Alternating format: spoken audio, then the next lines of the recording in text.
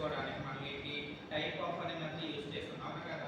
So ఇక్కడ కూడా same print type of list A అని పేరు మెన్షన్ చేసి కాల్ చేస్తే మనకు అవుట్పుట్ ఏమొచ్చింది, it is a list data అని వచ్చి ఎంత డేటా వచ్చిందా లేదా.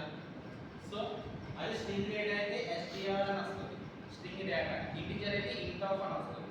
సో అలాగే ఇది లిస్ట్ డేటా మనకి లిస్ట్ డేటా వచ్చింది అవునా. క్లియర్. సో నెక్స్ట్ ఏంటంటే మనం ఈ లిస్ట్ డేటాలో ఉన్న కంప్లీట్ ఆల్ ఎలిమెంట్స్ కూడా మనం ఏంటి ఇండెక్స్ ఫార్మాట్ లో యాక్సెస్ చేయొచ్చు.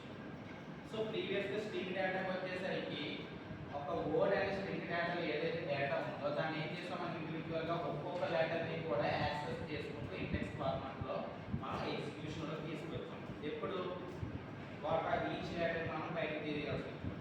బట్ అలాగే ఇక్కడ ఏంటంటే ఏవైతే డేటా ఇంక్లూడ్ అయి ఉన్నాయో ఇక్కడ చూడండి లిస్ట్ ఏ 5 6 8.2 ఇచ్చాం. ఇక్కడ ఏంటి మనకి 5 అనేది ఒక ఎలిమెంట్, 6 అనేది ఒక ఎలిమెంట్, ఏ అనేది ఒక ఎలిమెంట్, 8.2 అనేది ఎలిమెంట్. ఈ ఎలిమెంట్స్ అన్నింటిని కూడా ఇండివిజువల్ గా ఎలిమెంట్స్ సెపరేట్ చేస్తే మనం ఏమైనా మెన్షన్ చేసాం కామా ఇచ్చాం. కామా మ్యాండేట్ గా అసైన్ చేయాలి, లేదంటే అది ఒక ఇండివిజువల్ ఎలిమెంట్ అవ్వదు, కంప్లీట్ ఎలిమెంట్ గా వెళ్ళిపోతుంది, ఎర్రర్ కింద వెళ్ళిపోతుంది మనకి. సో ఇక్కడ మనం 4 టైప్స్ ఆఫ్ ఎలిమెంట్స్ ఇచ్చాం కదండి.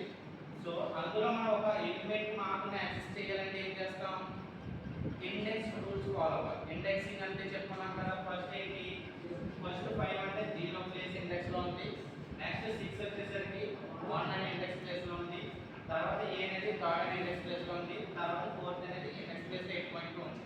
సో మనం ఇక్కడ ఏం చేస్తున్నాం లిస్ట్ అంటే variable name space brackets of 1 అంటే ఏం ఇస్తున్నాం మనం అక్కడ ఏదైతే లిస్ట్ డేటాలో ఎలిమెంట్స్ ఉన్నాయో ఆ ఎలిమెంట్స్ లోపల ఇండెక్స్ 1 లోపల ఏ డేటా అయితే ఉందో ఆ డేటా కాల్ చేస్తున్నాం.